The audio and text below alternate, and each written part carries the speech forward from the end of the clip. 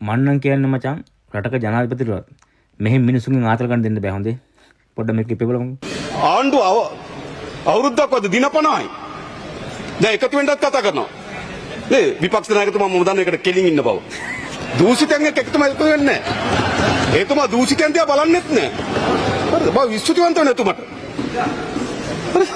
විශ්වතිවන්ත වෙ යුතුයි. හරි. දයාසිරි මන්ත්‍රීතුමා ඉතින් ඕන පැත්තකට නේ. ඕන පැත්තක්. හරිද? කොහෙද සරුංගලේ හමන්නේ?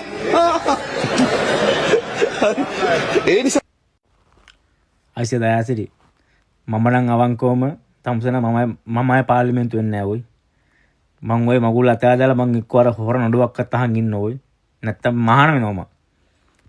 මතකද මම මගේ වීඩියෝ වල මම තමුසන මම හැමදාම මං කතා කරේ ශ්‍රී ලංකාවේ නූතන දේශපාලනයේ ඉන්න පට්ටම ගණිකාව කියලානේ.